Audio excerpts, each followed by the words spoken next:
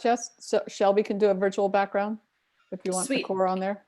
I mean, if it'll work with your background that you have Not Shelby, now. not Shelby, sorry. Kayla.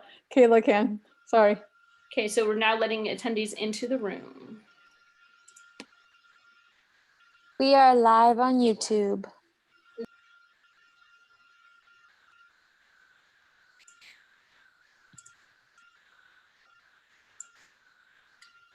Patty, you're talking first, correct? Yes, I am. And then Terry. Okay. Thank you for being here, Terry.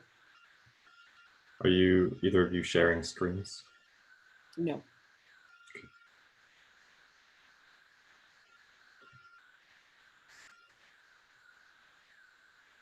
Jess?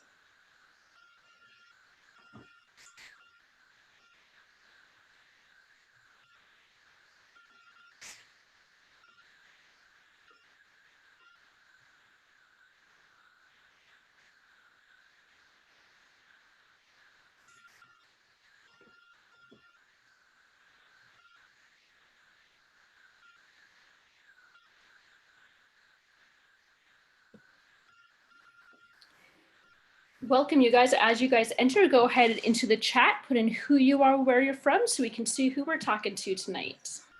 Welcome to the Capered Core.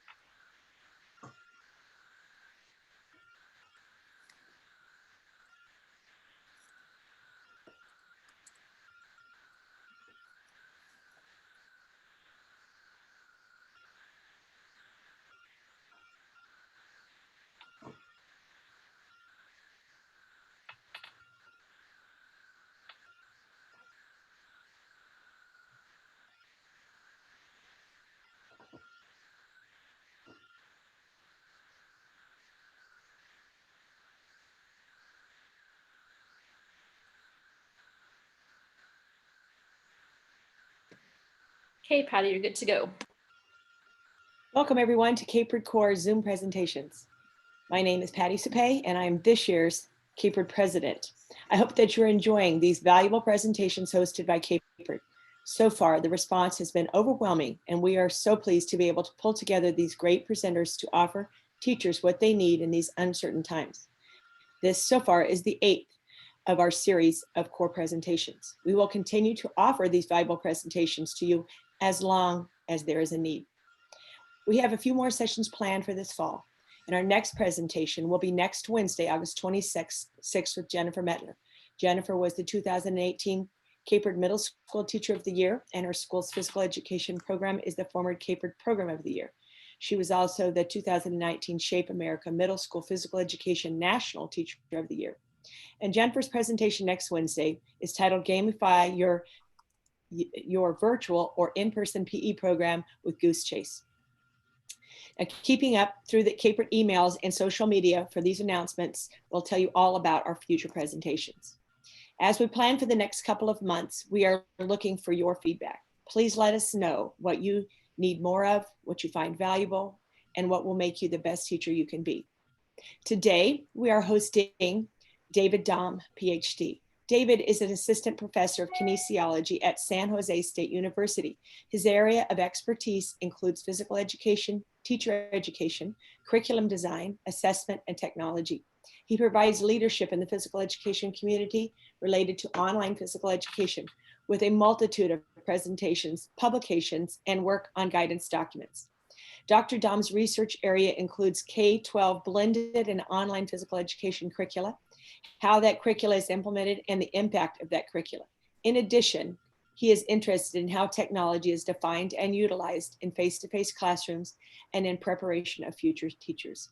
David is serving presently as CAPERD's VP for Physical Education. David's presentation is titled Design Considerations for Distance Learning. But before we turn this over to David, I'd like to invite our Shape America President-elect, Terry Drain, to say a few words. Thank you, Patty. Hello, everybody. Welcome. Thank you for being here. And thank you, CAPERD, for putting on these webinars. And thank you, presenters. I had the privilege of presenting the first core session called Unleash the Power of Our Why.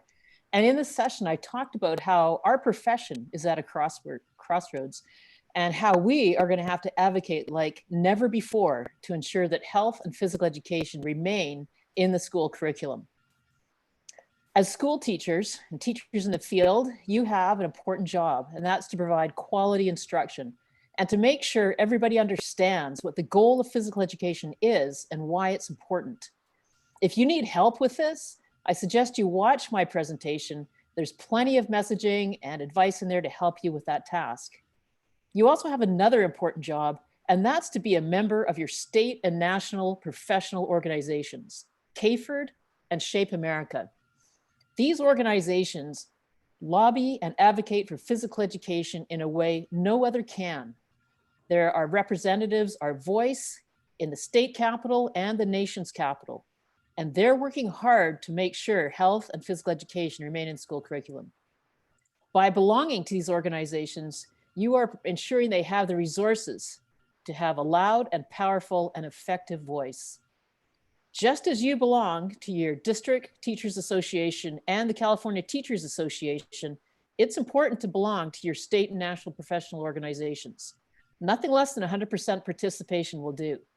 So make sure you join up, get your colleagues to do the same.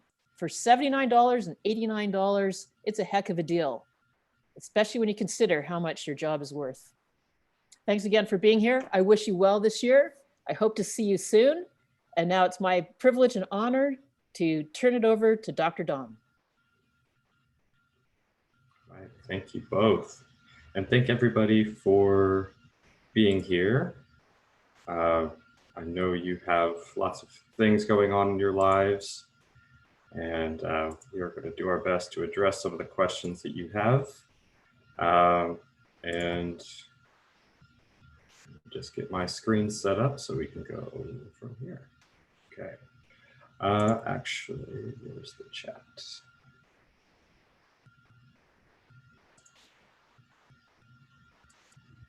Start sharing screens and everything moves.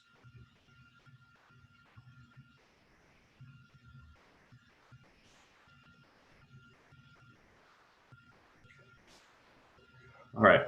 So as was discussed, my topic for today is design considerations for distance learning and physical education. Today, I just want to let you know that you're not going to be able to activate your audio, but if you do have questions or helpful resources for the attendees, please go ahead and type your questions into the chat. So whether it's YouTube Live or here within Zoom. One of my moderators, Tyler, is going to help field some of those questions, and I'm going to stop periodically throughout the presentation, and him and others are going to be interacting in the chat as well to help field some of those questions. So first, I'm going to just acknowledge that I'm a parent, and so if you hear screaming children in the background, such is life. They will be coming home very shortly, and they go to bath, which usually leads to noise.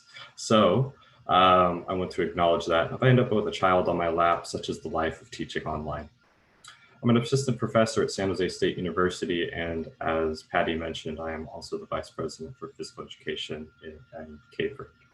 I teach with and about technology with my undergraduate students who are all preparation for teaching majors, as well as my credential candidates who are in their induction phase or leading into their induction phase of earning their preliminary credentials.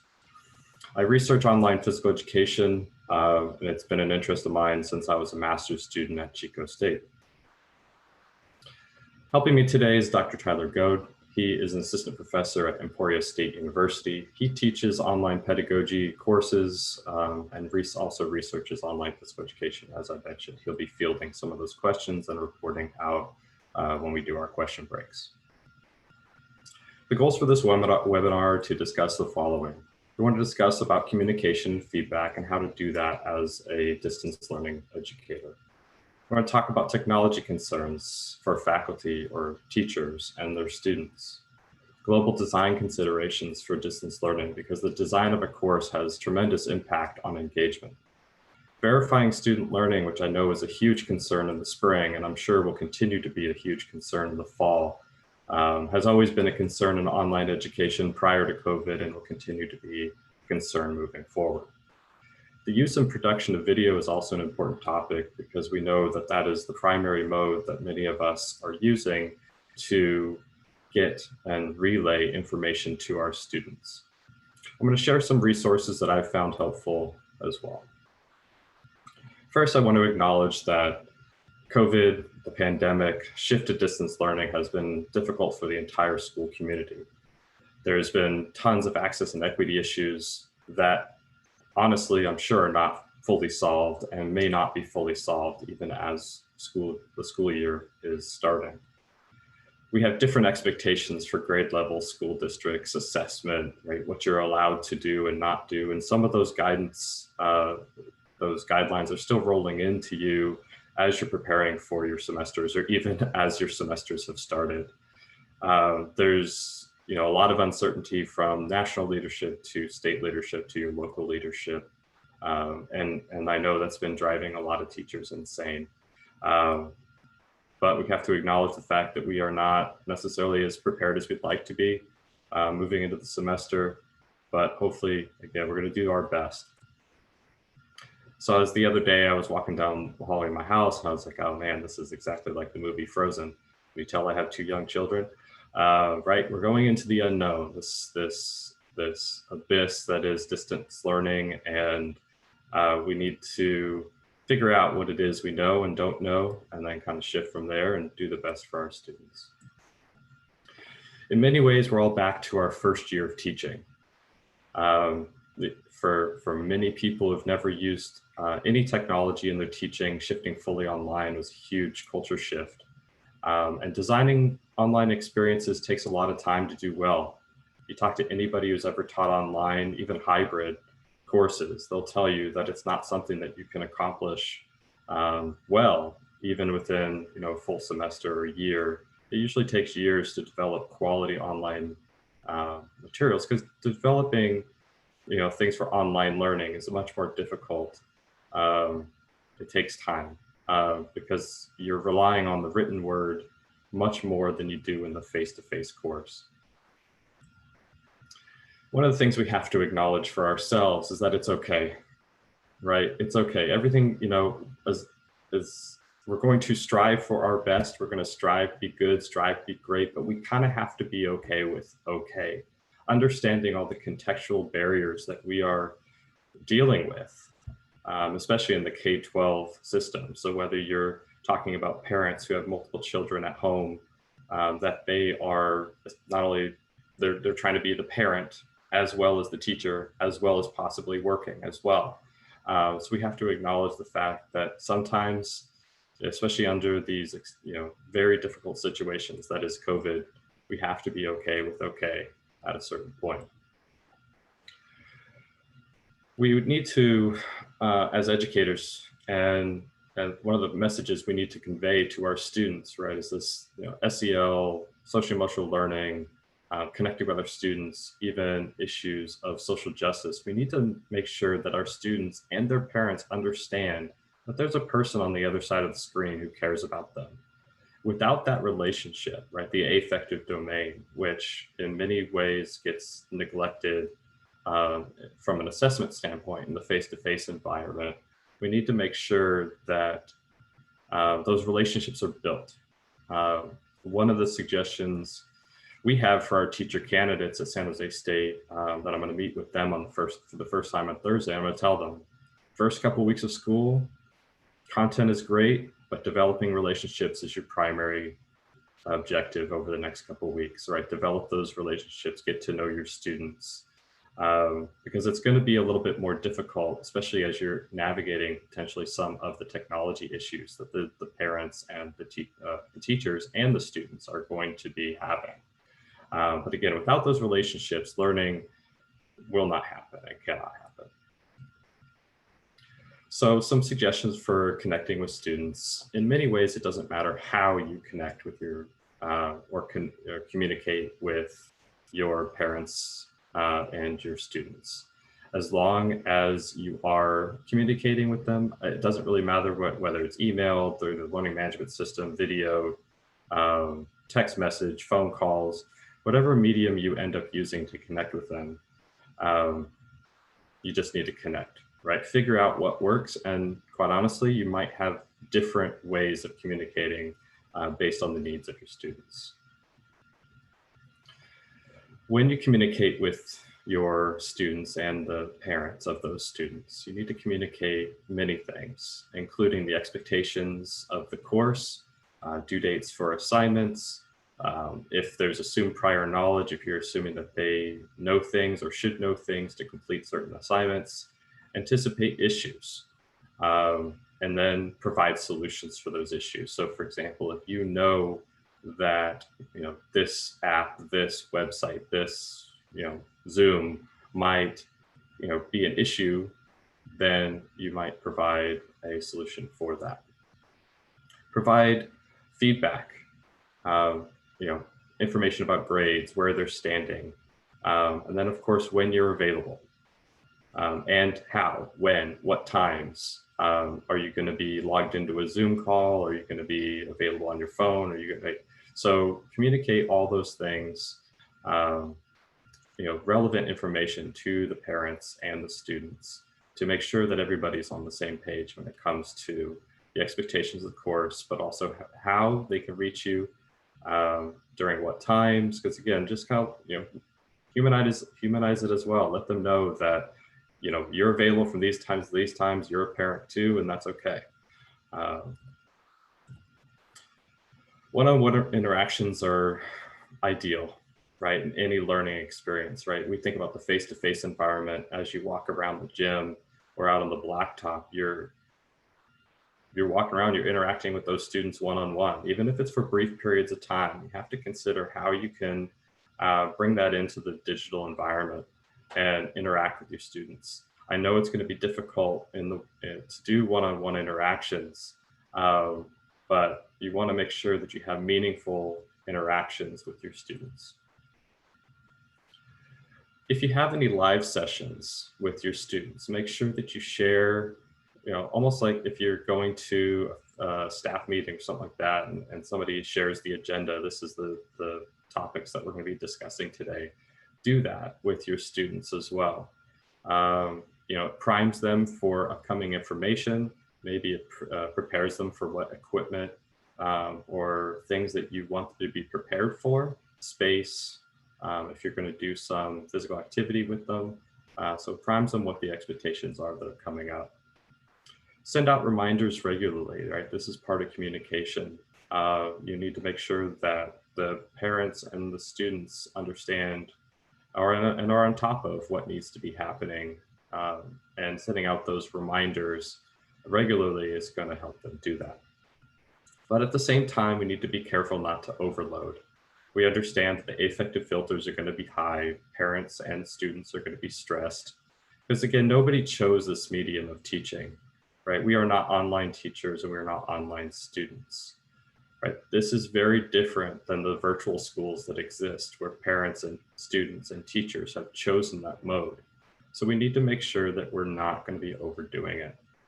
And so during those first couple of weeks of your school, figuring out what works and whether that's, surveying or polling your parents and the students and figuring out what technology does work and doesn't work, and then just trying to troubleshoot, how and what is the most effective form of communication is going to be huge win for all of you. Have instructions for students and parents, and make sure that you get the parents involved in a positive way. You don't want it to be burdensome, but at the same time, you want to make sure that the parents are involved. We know that if parents are involved with student learning outcomes are going to be better. So, if you have an assignment for the students, have a written instruction for the parents, how they can either help the student or how the student can get the parent involved. We know that families that are physically active together, right, it's helpful for everybody in terms of their health. So think of ways that you can not only get them both involved, but any instructions that come through, make sure that you have instructions for the parents. This is the big one, right? Technology issues will arise, and in the virtual environment, it's the make it or break it. This will likely be your #1 issue in terms of being able to communicate, to send out assignments, whatever it might be. But technology is going to be the crux, right? Right now we're having rolling blackouts. So there's going to be things that are going to be completely outside of our control. And at a certain point, we just kind of have to acknowledge that fact and be a little bit understanding. We do know that from research and online learning that even in the first sign of technology issues, that engagement will suffer. So whether that students disappear, they drop out of the course, you never see or hear from them again, we need to understand that being able to provide the resources to students on how they can combat some of these technology issues is going to be huge in maintaining consistent participation from the parents and their students. Because if the parents can't figure it out, the students can't figure it out, the likelihood of getting those students back and back quickly is going to be fairly low. So you want to make sure that you're keeping these courses, your courses, the technology requirements to a manageable amount in terms of what is expected. And again, communicating that we're using these technologies this semester, these apps, whatever it is, we're going to do some training, we're going to talk about how to use it, right? So some of your job is going to be IT. For you, there's a lot of things that you can do in terms of limiting some of those technology issues. Practice ahead of time, of course, is a big one. Even Zoom sessions like this, or whatever live chat feature you may have, getting in there and getting some practice students and just testing out some of the different features is going to be key to you. So whether it's, video conferencing like this, or learning management systems, going into the student view and seeing what it looks like from their end. In live sessions, if technology issues arise, it's important just not to dwell on it. Much like in the face-to-face teaching world, if it's not working, move on, go to plan B, figure out the technology issues later. It doesn't help to bang your head against the wall. Take advantage of any tech support that is offered to you. I have a tendency that when I'm having a technology problem, I will spend way more time on it than I should. And really the simplest solution is calling our IT help desk. And usually it's something they can help me with very, very quickly. So technology issues for you is going to come down to practice, and it's probably going to come down to reaching out to others. Technology issues for students. Telling students and parents what technologies you're using ahead of time, and I mentioned this earlier, and this is very important. Priming them in terms of what technologies that you are going to be using is going to help them make sure that they have the right things downloaded, that it works on their computer or their tablet or their phone or whatever device it is that you're using or they're using. My recommendation is limiting the number of technologies that you're using. Last week, we had some wonderful presentations on different apps and different websites. And if you want to use those, great. But my suggestion is don't overdo it. Anytime we start using 20 different apps, 20 different websites, whatever it is, it can get very confusing, especially if they have to log into all these things, or they have to start downloading something or downloading all these apps. We want to try to make sure that it's limited in number. I think one of the failures we saw in the spring when we shifted to distance learning, there were a lot of failures in the spring, but is that teachers at schools, every teacher at the school was using a different app or using a different website or using, and then you had parents who had multiple kids at that school and they couldn't keep track of which of their kids was supposed to be here and there and what they were supposed to be doing and how did we log into that? It doesn't work on this device, but it works on that device. So you want to make sure that maybe you're in line with other teachers at your school, work with them, make sure that there's maybe a coherent and straightforward pathway forward for students so that it's not confusing and not overloading them.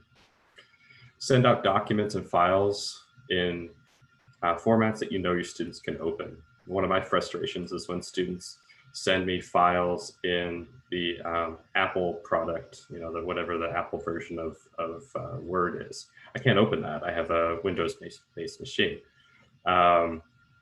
So using universal formats like PDF and Google Docs might be the best path forward for that.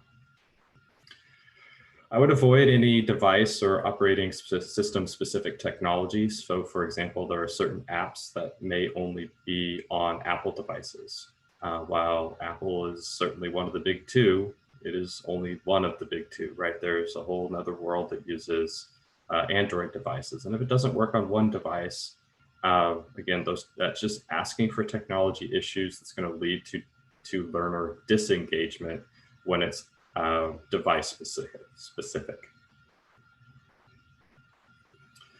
Allow some time for troubleshooting during live sessions, especially if it's a new technology. So for example, you're going to cut out some time in this session because you're introducing a new tracking app or a new quiz app or whatever it is that you're doing, and getting everybody in it and troubleshoot those issues. Okay, what is everybody seeing? Is it working? Right, and kind of walking through that with your students. Silence is okay when you're troubleshooting, right? One of the things that teachers learn over time is that silence in the classroom is actually a good thing. And having those, and not having to talk the entire time. If there's an issue, acknowledge that there is an issue, provide a solution quickly if you can. Again, if you can't provide a solution, then you move on. All right, so we've reached our first question break, so I'm going to turn it over to Tyler. Do we have anything coming in that we need to address? Not at the moment. Looks like everything's pretty covered here. I don't have anything in the Q&A box.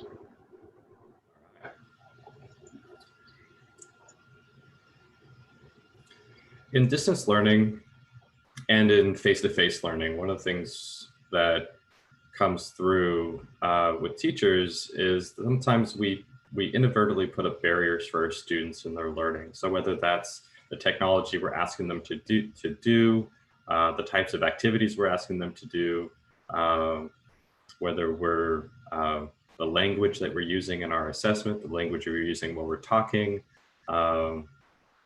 whether we're basically, if we're not accommodating to their needs, sometimes we put up these barriers knowingly, or usually not knowingly is when we're putting up these barriers. So we need to make sure that we're doing everything we can, especially in the digital environment, to make sure that we are limiting the number of barriers that we have put up. So when we're structuring our learning in the digital environment, use concepts from UDL, Universal Design of Learning, and stating the why, the what, and the how. Anytime we're having a live session or even within assignments that we're giving out, the why, the what, and the how is very important, right? We've always said the why is important, telling students what it is, why they're doing it. We also need to tell them what they're doing, and then kind of how they're going to go about doing it, how they're getting assessed. But following basic principles of UDL is going to be important in the distance learning environment. I'm a big fan of providing choice. And I think under the COVID-19 pandemic, distance learning experience, providing choice is going to be paramount to success in your distance learning. because of the great variability of internet access and technology access, we need to provide a lot of choice for your assignments. So different ways to complete the assignment, and providing tech and non-tech options for completing assignments, especially if they have unstable internet connections, but providing students choices of how to complete the assignment, but also how to turn in the assignment. So for example, there's going to be assignments for me that I'm going to be giving to my students throughout the year where they're going to have a choice of how to turn in the assignment. So they're going to have the choice of being able to maybe develop a short video to demonstrate that competency, or maybe do it through writing. Maybe they'll be able to turn it in, a traditional Word document, or create a web page, or a PowerPoint slide, or something like that. So providing those choices of not only how they submit the assignment or in what format it gets submitted to you, but also maybe different ways of completing or demonstrating that competency to you. As I just mentioned, having non-technology options is going to be crucial for many of you, especially as you are working around the access and equity issues that you're dealing with your students.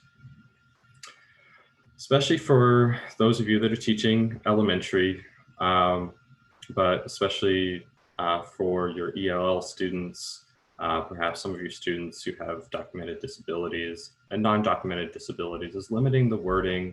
One of the mistakes that I see frequently, as we shifted to distance learning, is that the teacher writes out these pages long instructions that are just, it's one paragraph for the entire page, and it's just way too much, right? So we know that our students are not going to read all that. So why do all that? Use bold and italics and underlining to highlight specific words, very key words or important words that you want them to really focus in on. Use bullet points. The other thing would be, one of the things I started doing during our shifted distance learning last year, which I'm going to continue doing this year, is any assignment that I had, I not only had the written instructions, but I had a short video clip that went along with it that went over the assignment. So the students had multiple ways of getting the information about what they should be doing. So using, even audio clips or a video clip, and it would just be like this, where you're looking at my face. It wouldn't be a PowerPoint slide or something like that, where it's just you explaining in a video to your students. But again, especially for our younger elementary students, it's going to be key. You're not going to have probably a ton of written instructions. You're going to probably have more video-based instructions, would be my recommendation. I highly recommend group work, especially for our older students. Keep the groups manageable, less than 5. I think 3 to 5 is a great number. One of the things that you're gonna, I think doing group work has a lot of different benefits. One is we're going to be able to maybe work on some of those affective domain competencies, but also we know the students need it. They need the social interaction with each other. We don't just want the only interaction during your live sessions between you and them. We want them and need them to be talking to each other. One of the reasons we sent my 4-year-old back to preschool during the summer is he needed that social interaction. Yes, he could interact with mom and dad, but he really needed that socialization. I know that there's a lot of students struggling. I have a lot of there's older than my son, nieces and nephews, and they're in primary school, and it's a struggle for them. And I certainly empathize with all parents out there. We need to get our students socializing with each other, and designing those very purposeful group work opportunities is going to be very important within your live sessions, I think. Verifying learning is going to be a huge task, I think, for all teachers. It's something that I know was kind of thrown out the window in the spring. And a lot of teachers struggled with, okay, well, if I can't hold them accountable for their learning, you know, students aren't showing up anymore. So we need to kind of think about how we're going to go about doing that. Assessments, you know, assessing will be complicated. And I think, you know, a lot of it comes down to what you are and are not allowed to do, and based on the guidance from your districts. My recommendation, you know, I saw a lot of activity logs in spring. The spring, you know, that was crisis learning. You know, we did what we had to do to survive. But I think we need to go beyond that for the fall, now that we've had more time to kind of wrap our heads around this idea and concept of distance learning. Provide, again, as I mentioned earlier with choice, we need to provide multiple ways of demonstrating competency, not just written, but maybe they do video, they do imaging, they can maybe develop a podcast, they could do presentations. Within those group work opportunities, they can, again, do presentations, they can do something I'm going to talk about here in a little bit. I'm going to talk about something called thin slides. You know, so there's a lot of things that you can do within group work that you can also get them to develop individual competencies. Developing scenarios of problem solving and, you know, reflecting on those experiences is going to be potentially other ways that they can demonstrate competency. Making sure that you're planning for and assessing all domains and not just, you know, again, activity logs. You know, a lot of what I saw in the spring was activity logs from a lot of teachers. I think that was just the easiest thing and the default to do, right? We say we're physical education, we do physical. So how do we track that? Well, we do activity logs. So if we're going to do activity logs, do activity log plus, right? Don't just do where they have to write down what they did, but maybe some evidence that demonstrated what they did. So whether that's through apps or whether that's through taking pictures, if you're allowed to do that with your students, they take pictures of what they're doing or how they're doing it. But we got to think about how we can go beyond them just logging what they did. Develop short quizzes and consider that you might allow students to use resources during that. One of the issues that teachers have with online environment is, well, what if they're at home with the internet open and they're looking up answers? One philosophy is, who cares? And that they are looking up the information, they're learning something. And a short quiz is not the end all be all assessment. We can assess that competency in other ways as well. So one acknowledgement is that at least they're learning something. The other way to kind of look at this would be you can't stop it, so embrace it and ask questions maybe that they can't look up, or use open-ended responses where they actually have to use some critical thinking skills where you really can't cheat on it. Providing lots of opportunities for students to reflect and really targeting in on the affective domain, having students keeping journals, and providing those prompts for them to write to, and not just write down your experiences or how did that feel, right? Getting a little bit beyond that, getting them to reflect on you know, what they did, why they did it, how it made them feel, who they did it with potentially, and you know, what they might do next, right? Developing plans for where they might go from there. Providing feedback is essential in the online environment. You're going to have lots of opportunities to provide feedback, and you need to take advantage of them. Because communication is going to be different in the online environment, we need to make sure that our feedback also changes, and that our feedback needs to be meaningful. Not that it wasn't in the face-to-face environment, but we could physically show them what we wanted from them, or have other students physically show them. But that interaction was much different in the face-to-face environment. Great job doesn't cut it, right? Great job doesn't cut it in the face-to-face environment. It's nice to hear, but your student just turned in a huge assignment, or even a small assignment, it doesn't really matter. And the only feedback they get back was great job, or no feedback at all. And that's really discouraging in many ways from the learner. So we need to make sure that your feedback to them is a lot more meaningful, and it's targeted towards the assignment, and lets them know that you actually looked at the assignment and not just kind of skimmed through it. But also provide your feedback in multiple ways. Much like you may have them submit the assignment in different ways using audio or video or text, you do the same thing. Use different ways of providing feedback.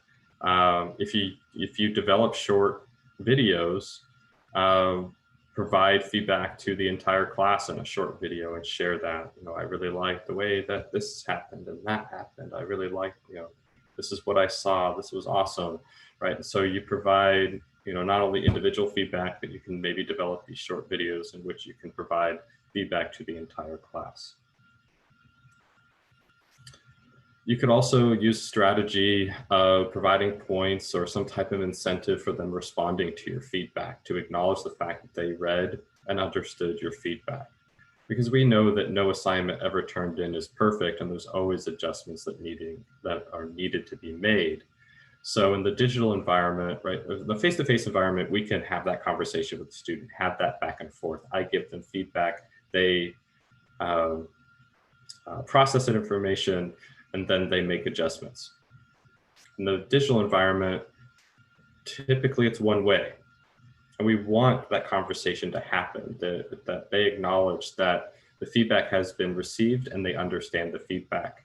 So providing points based on them or some type of incentive to respond to your feedback might be very valuable to you. Shifting to videos. When you're creating your own videos, obviously, as with everything, start with an outline and objectives, goals, why you're doing it, and make sure that you're planning for it. Because unplanned videos are bad, just to kind of put it bluntly. And there's a lot out there, which we'll talk about here in a second. We talked about synchronous sessions and maybe doing some type of priming, and that could be maybe an introduction video. Have them maybe watch short lectures or short presentations that you put together prior to your synchronous meetings, introducing a topic. You could tease future discussions with a question within a video. At San Jose State, we have a learning management system called Canvas, and within Canvas, there's a tool called Studio.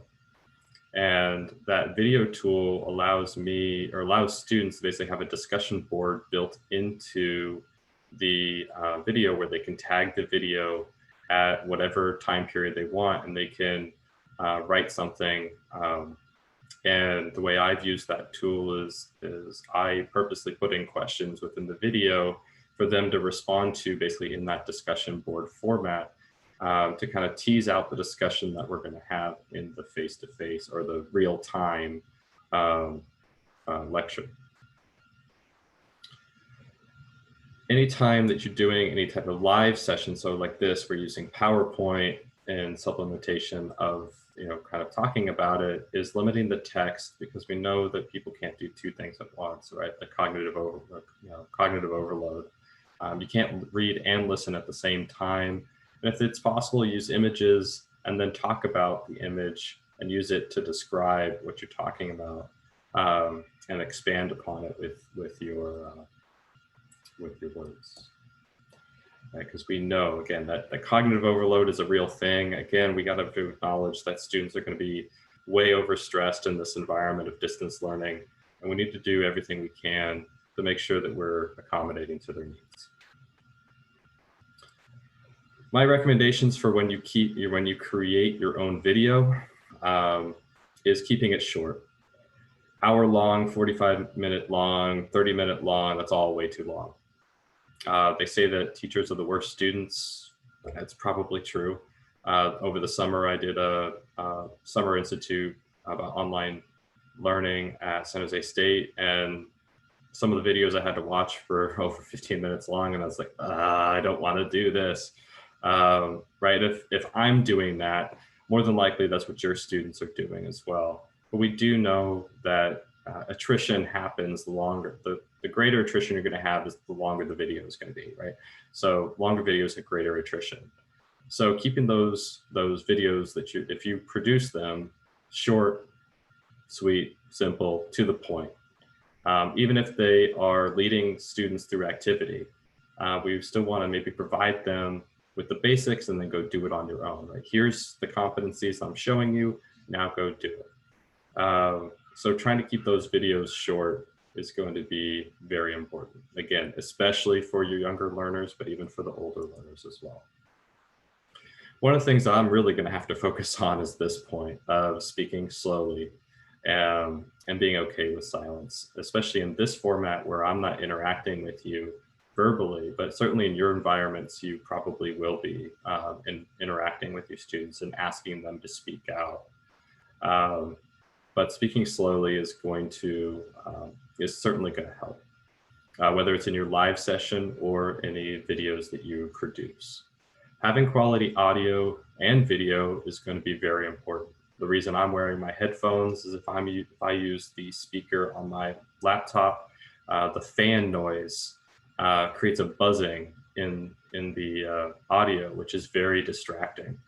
So, making sure that you are producing quality video, because if the students don't want to listen to that buzzing, if you've got a 15-minute long video and they're already annoyed in the first 30 seconds of that buzzing in the background, it doesn't matter what's in the video, they're probably not going to be watching it or paying attention to it because of, something that you could prevent by wearing earbuds with the microphone, your AirPods, headphones like this or whatever it is. So making sure that you have that. Be aware of your background, making sure that it's not only appropriate, especially because all of us are working from home. Have yourself a virtual background. San Jose State at sunset, very beautiful, which is much more entertaining than looking at what's behind me, which is my wife's desk. But do be aware of your background and make sure that it's either neutral or there's not a lot of distractions, especially if you're at home and you've got kids running around behind you. Humanize it, right? Have a personality. Inflect your voice, which I know for some of us is difficult and we really have to try hard to do. Include your face. Again, that creating connections and personal relationship with your students, you need to be involved in it. Your face needs to be visible. You need to be the ones talking to your students. It can't all be videos that other people produce. If you use videos from the internet, and certainly it's a great resource, there are so many horrible videos out there. Certainly be aware of what videos you're having your students watch. Make sure that it aligns with your curricular outcomes. Additionally, and this is something I had to work with my teacher candidates on in the spring, and certainly something I will have to be working with them on the fall, and I've seen elsewhere as well, is making sure that the video is appropriate, not only for the age, but the developmental level. The other thing to kind of be aware of is make sure that the people in the video if that is appropriate. So for example, there were quite a few videos of maybe scantily clad individuals doing yoga. Probably not the best thing to be sending out to your students. So making sure that those videos are appropriate, that you've screened them all and watched them all. And again, that they have good audio and video quality is going to be, if you use the resources. And again, there's so much out there. Most of it's bad, but there is some good stuff. But making sure that you're screening it. All right, we should have the question break. Tyler, do we have any questions? Yeah, we got one here from Kayla a little bit ago.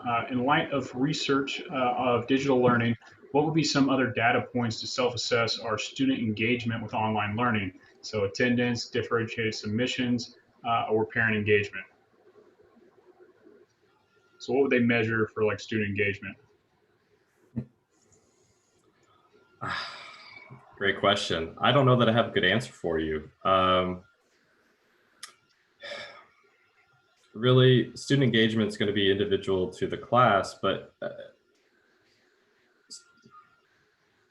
you gotta I do know they have tried to do like page views and things and like clicks and hotspots on pages, like where they view it, but they found that it doesn't have any correlation to like outcomes in the course. But that research has been done about how long we logged in the course, but then they just leave the page up and it logs 20 hours into it. Right. Yeah. The learning management systems are going to have trackers that you can see how many minutes or hours or days they spent in certain pages. But that's, again, as Tyler mentioned, not a good measure of actual engagement. Um, in the face-to-face environment, we can visually see who is engaged in the learning. In the digital environment, especially for probably many of you, if not most of you, where the students, it's going to be a choice of whether they turn on their screen for the live sessions. It's really going to be hard for you to actually figure out whether they are actually engaged in the learning. Beyond assessment, that's probably going to be your biggest barriers, figuring out whether they are actually participating when you want them to. Certainly with assignments that you have them complete, you can see who turns it in and who doesn't. And really, honestly, you need to follow up with those ones who don't, because that's going to be your first indication where they're dropping off the radar.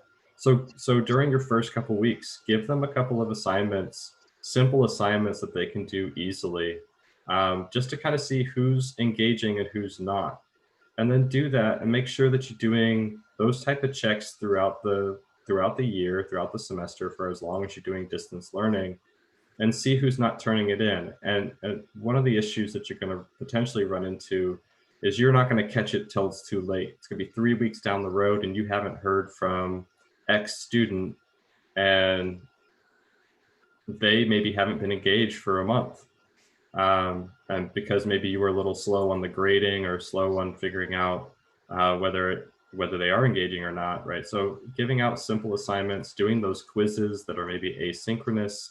I know quizzes are not necessarily exciting, but you can, if you do a weekly quiz that's simple, you can figure out who's engaging and who's not, and then make sure that you target those students who maybe aren't doing it and figuring out why.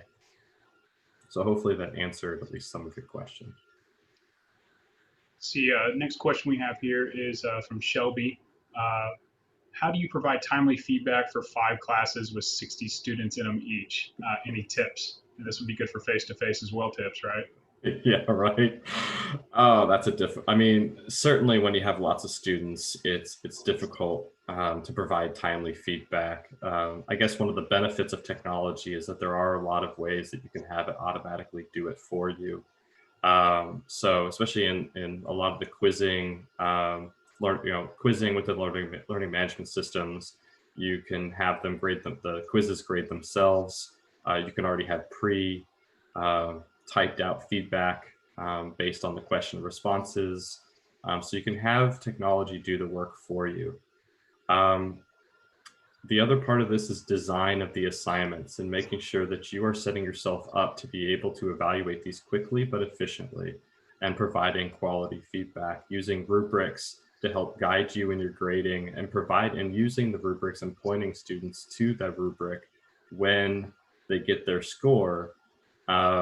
And as I mentioned earlier, maybe providing some points on the back end after you've assessed it for them to respond to the assessment or to your evaluation. So use those rubrics as the feedback tool for them to read through why they got that score, and then having maybe a secondary conversation with them. Tyler, feel free to jump in on that one. Yeah, one thing that I've done successfully to add to that point is, so as I've graded with the rubric, you have tons of students, but I've also pulled out like some highlights from like each class that were really good, maybe projects or examples of that. And then in an announcement video for like, hey, update for the week, here's some shout outs to XYZ student, show their work. And then when you say their name on a video and it's individual for the class, they only take about 30, 45 seconds to make. But I noticed the level of engagement in my videos went way up because all of a sudden I started name dropping different people. They knew I was looking at the work, and they wanted to click on that video to see if I was going to name drop and show their work off. Yep. Good call. Let's see. Anything else? I think we're good to go. I'll try to shore up anything else at the end here. I'm copying and pasting. Okay. Yep. We're going to have one more opportunity at the end. All right. Live sessions. One of the things about live sessions, it has to be meaningful. Don't just do a straight up, like this webinar where it's one directional. Make sure that those live sessions are meaningful to students, where there's time for you to interact with them. As I've mentioned before, prime the students with what you want them to have with them, or what the concepts are, the learning objectives, the outcomes, whatever it is that you're going to do during that live session. Use the breakout groups if you have that capability. Put them in small groups for a task to complete, and maybe an opportunity to report back to the class. One of the things that I'm going to experiment with, and maybe I'll do it if it works, I'll do a presentation later on in the semester after I've had some time to experiment with, is this idea of thin slides. I am going to give out this presentation. I'll give a link at the end. So don't worry about that. So all these active links you'll be able to go and visit. But thin slides is something I learned about during one of my online trainings over the summer. It's basically using Google Slides during a live presentation and basically, giving the group a task, and then they do something on their Google slide. Each group has their own Google slide, and they work on a word problem. They define something, they come up with something, create something, whatever it is, and then as a group they report back to the class. I like the concept of it because it gets them engaged in the subject matter in different ways, and it gets them engaged with each other, which again, as I said earlier, is absolutely something that we need to make sure that our students are doing, is interacting with each other during our live sessions. So using those groups during our live sessions is going to be, I think, very, very valuable for sanity purposes, if nothing else. Design creative activities. Again, we know they're going to be spending a ton of time in front of the computer screen, and designing activities where maybe within our session, they're actually getting up and moving around. Even if it's for a little bit of time, just getting up and moving around is going to be valuable. I mean, who thought that physical activity was so important, right? It's certainly, if nothing else, more important during this COVID-19 era and distance learning, where everybody is under distance learning constraints. We need to make sure that we are providing that avenue for them to be physically active. Again, as I've mentioned, have opportunities for them to interact with you and each other. Again, smaller groups are always going to be better for this. The quality of interaction is going to be much better with smaller groups than larger groups. It's really hard for, the person who mentioned earlier, got a bunch of classes of 60 students. You can't have, it can't be a 1 to 60 conversation. That doesn't work in the digital environment. It doesn't work in the face-to-face environment as students are talking over each other. So you got to break out the groups into smaller, more manageable group sizes so that students can actually talk to one another. And in Zoom, if you have, or something like it, you can bounce around from group to group and have those interactions with your students. And for live sessions, have a Zoom background. I've mentioned that. It's very helpful for distractions, if nothing else. Other considerations, being prepared for different scenarios during live sessions. I think we've seen some things in the news that said this happened during this class. Some things that maybe were not so great. Be prepared potentially for students to have maybe some breakdown. One of my colleagues had a student who had a panic attack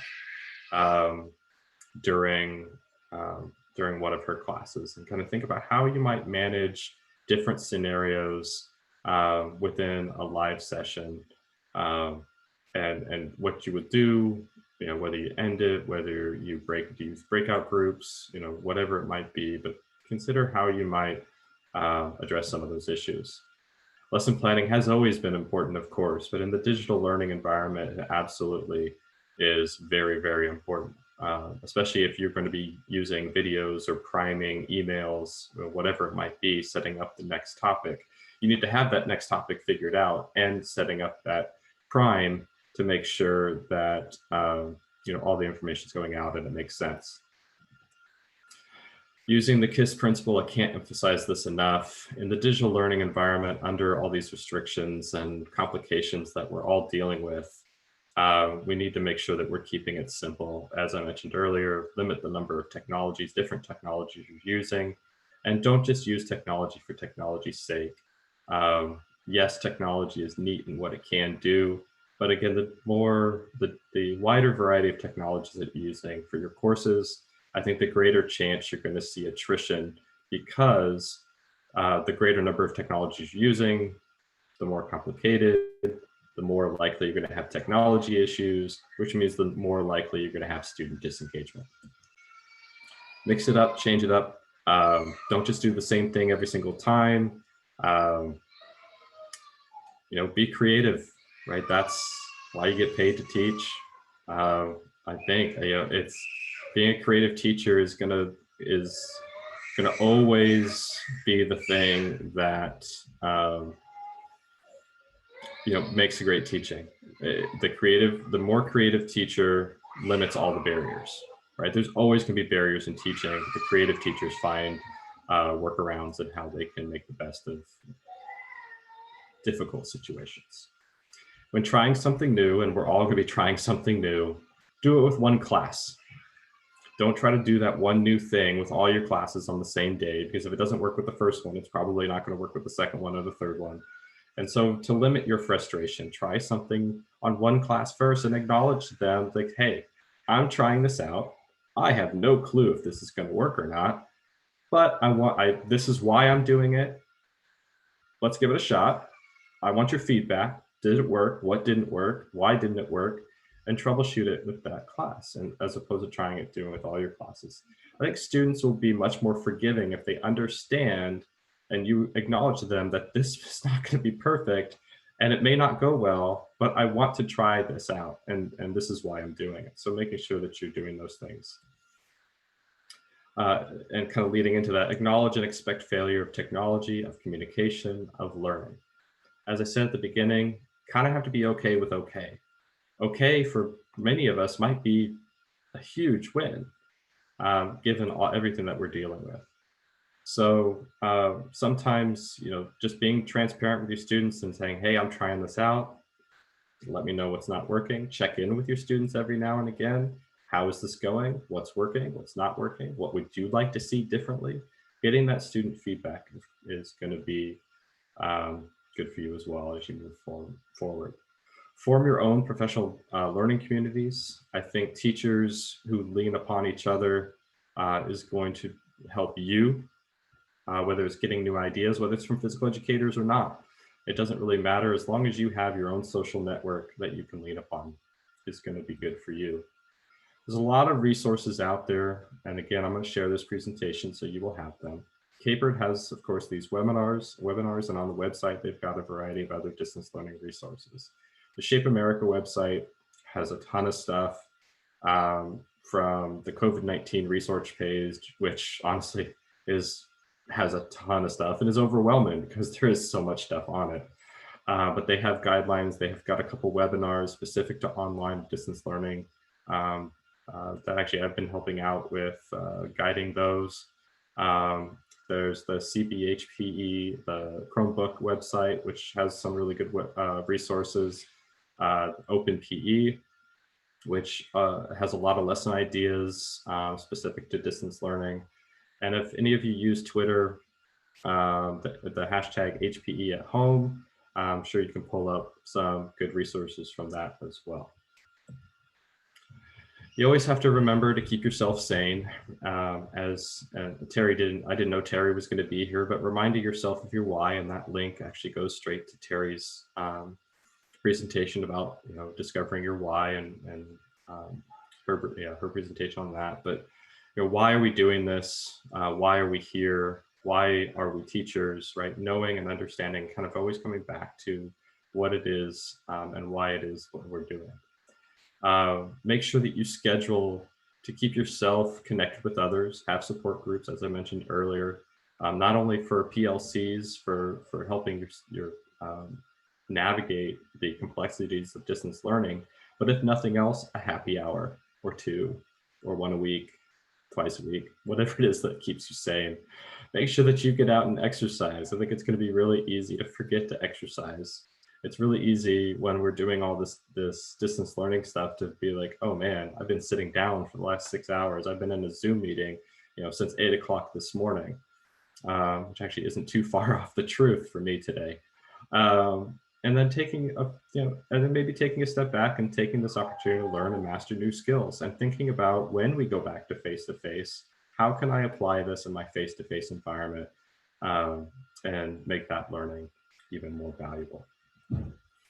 So good luck out there. I wish you all the best. You are my superhero in all that you do, because honestly, you have it much more difficult than I do at the university level.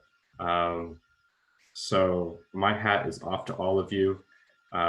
Feel free to reach out to me if any questions that you may have. We'll stop one more time to have any last questions, and then we'll close it out. Yeah, I guess I'll pitch a scenario at you from Roger here. We're going to be creating asynchronous videos for 3 days a week for grades 4 through 6. Assuming we have fitness component for about 8 minutes, what would you suggest for lesson time, guided, and independent practice? We'll still have a closure with fun exit and short SEL piece with a couple minutes in the end, or is this even a good way to kind of go about constructing this? I'm guessing he's speaking from an online perspective. Yeah, as I mentioned earlier, I think the shorter the videos, the better. So whether you develop those videos into just they're separate videos from one another. So we watch video 1, we do that. We watch video 2, we do that. You know, for those asynchronous videos, my recommendation is keeping them shorter. I liked how you mentioned that they were going to be, maybe you were thinking they were going to be one long video, but honestly, I would break them up into smaller videos or shorter videos and address each of those topics separately. Maybe they watch them in that order and they all tie together around that topic or that, you know, like, so in the online environment, we design things in modules, and maybe using that design with what it is that you're doing with your videos. So you have a week to complete this module, or these 3 days a week, right? Whatever it is, you design it around that way. In the distance learning environment, we have to kind of think how we design things differently. The design of the distance learning environment is different. And we can use those asynchronous to supplement our synchronous sessions. But I think it sounds like you got some really good stuff going on there. But yeah, I would really focus on breaking those up into shorter videos, because again, they may not have an hour or whatever it is that you're developing this video for. They may only have 5 minutes, 10 minutes, because maybe they have to share the computer with their sibling. Did I address all the components on that, or do you have anything else to add, Tyler? Yeah, I think he said the total time would be 35 minutes total. I think I forgot to mention that whole thing, but I think what you said still applies. I mean, it's just like in a face-to-face course, you want to talk for 10 minutes and say go get active. There would be quick intro, visual, get out there, and then little checkpoints in between. Another question for you, and I'm just a simple country lawyer, so I don't know about this one. What about the legality of small groups with no supervisor? I think they're referring to Zoom breakout rooms. Ooh, great question.